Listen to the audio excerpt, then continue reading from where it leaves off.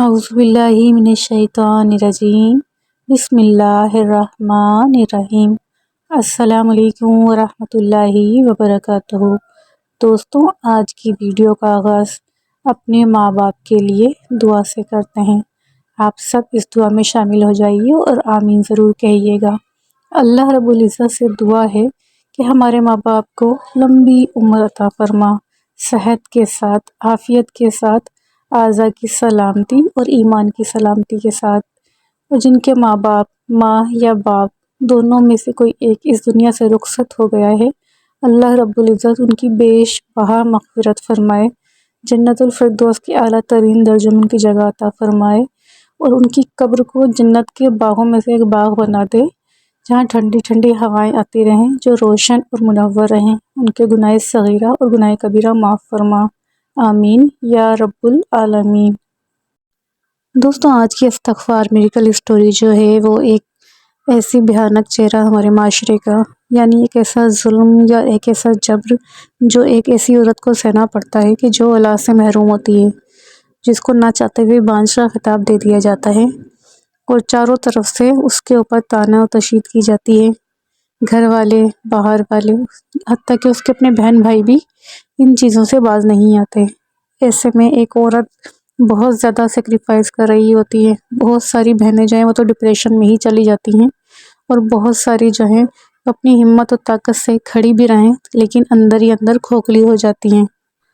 دوستوں، آج کی اسٹوری بھی جو بہن اپنی شیئر کر رہی ہیں وہ بھی یہی بتاتی ہیں کہ شادی کو تقریباً 6 سال گزر چکے تھے اور وہ اولاد کی نعمت سے محروم تھیں۔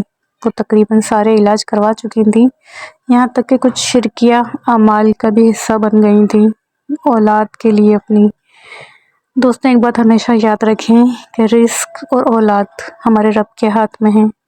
کسی کی دعا، کسی کا تعویذ یا کسی کا دم، یہ سب چیزیں جب اثر کر سکتی ہیں جب ہمارے رب کا حکم ہوتا ہے۔ بہرحال یہ بہن بھی اس حد تک چلی گئی تھی۔ یہ بہن بتاتی ہیں کہ گھر والوں نے ان کا جینا حرام کر دیا تھا۔ سسرال والے تانے دے دے کے تھک گئے تھے کہ یہ جو ہے یہ بانجھ عورت ہے، یہ کبھی ماں نہیں بن سکتی، اس کے اندر وہ صلاحیت ہی موجود نہیں کہ یہ بچہ پیدا کر سکے۔ ان کے جو شوہر تھے، ان کی جو دوست تھے، وہ بھی ان کو اکساتے رہتے تھے دوسری شادی کے لیے۔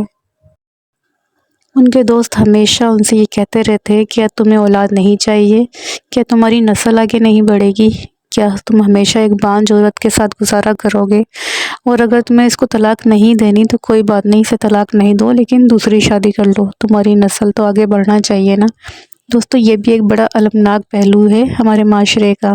اگر مرد میں کوئی خرابی ہو تو عورت کو صبر کی تلقین کی جاتی ہے کہ صبر کرو، یہی تمہارا نصیب تھا۔ لیکن اگر خدا نخواستہ عورت کے اندر کوئی خرابی آ جائے تو پورا معاشرہ تلوار لے کے اس کے سر پہ کھڑا ہو جاتا ہے، اور سب کا ایک ہی کہنا ہوتا ہے کہ فوراً دوسری شادی کر لو، اولاد کے بغیر زندگی کیسے گزر سکتی ہے۔ اور اسی کا سامنا ہماری یہ مظلوم بہن بھی کر رہی تھی۔ دوستو، کہتے ہیں نا کہ جب انسان درد و تکلیف سے گزر رہا ہوتا ہے تو بعض اوقات اسے حلال اور حرام کا فرق ختم ہو جاتا ہے۔ کچھ اسی طرح یہ بہن بتاتی ہیں کہ میں نے اللہ سے بہت مغفرت طلب کری، کیونکہ میں اولاد کے لیے پیروں فقیروں کے پاس جانے لگی تھی، اور کچھ شرکیہ اعمال جو وہ بتاتے تھے اولاد کے حصول کے لیے میں وہ بھی کر گزری تھی۔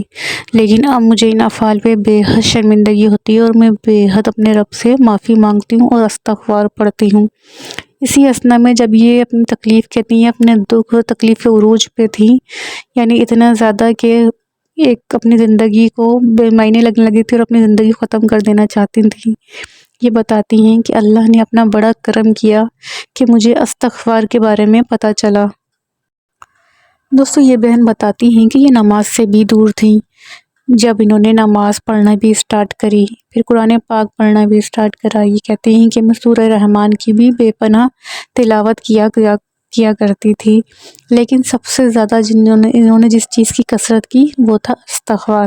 انہوں نے کہا میں نے بے انتہا استغفار پڑھا، قرآن پاک اور نماز پڑھنے کے بعد اندازہ ہوا کہ میں گناہوں کی طرف چلی گئی تھی اور میں کیا کرنے جا رہی تھی، لیکن الحمدللہ قرآن پاک کی تلاوت، سورہ رحمان کی تلاوت، نماز کی کثرت اور بالخصوص استغفار کی کثرت، ان سب چیزوں نے مل کے مجھے ڈپریشن سے باہر نکالا، میرے اندر ایمان کی طاقت پیدا کی، مجھے یہ یقین دلا دیا کہ یہ سب چیزیں میرے رب کے ہاتھ میں ہیں، کوئی کچھ نہیں کر سکتا جب تک میرے رب کا حکم نہ ہو، اور جب دینے والی ذات میرے رب کی ہے تو میں اپنے رب سے ہی مانگوں گی اور وہ مجھے ضرور نوازے گا اور ان سب کی باتیں جھوٹی کر دے گا جو کہتے ہیں کہ یہ عورت بانجھ ہے، اس کے کبھی اولاد ہو ہی نہیں سکتی۔ اور پھر یہ بہن بتاتی ہیں کہ میں نے پورے 1 مہینہ لگاتار کثرت سے استغفار کرا، یہ بتاتی ہیں جب میں نے پڑھنا شروع کرا تھا اور پورا 1 مہینہ جب ہوا، جب نیکسٹ منتھ شروع ہوا، الحمدللہ ان کو پریگننسی ہو گئی۔ یہ بتاتے ہیں کہ میری تو خوشی کی انتہا نہ رہی، میرے تو پیر ہی خوشی سے زمین پہ نہ ٹکتے تھے، میرے شوہر بھی بے حد خوش تھے اور میری ساس بھی، جو کہ مجھے تانے دیا کرتی تھی کہ کبھی ماں نہیں بن سکتی، وہ بھی بے حد خوش تھیں۔ الحمدللہ میرے ایمان اور میرے استغفار کی طاقت نے میری دعاؤں کو قبول کر لیا، اللہ تعالیٰ نے میری زندگی میں یہ معجزہ کر دیا۔ دوستوں، اللہ پاک نے قرآن میں جو استغفار کے بارے میں بتایا ہے نا، کہ استغفار ہر تنگی سے نکال دیتا ہے، ہر مشکل سے نکلنے کا راستہ بنا دیتا ہے، تو وہ یہی مشکلات اور یہی تنگیاں ہوتی ہیں، چاہے وہ دنیاوی کوئی بھی معاملات ہوں۔ دوستوں، امید کرتی ہوں کہ آپ کو آج کی ویڈیو اچھی لگی ہوگی۔ ویڈیو میں کچھ بھی اچھا لگا کرے تو ویڈیو کو لائک ضرور کیا کیجیے، چینل پہ نئے ہیں تو چینل کو سبسکرائب کر لیجیے گا۔ ملتے ہیں انشاءاللہ نیکسٹ ویڈیو میں، تب تک کے لیے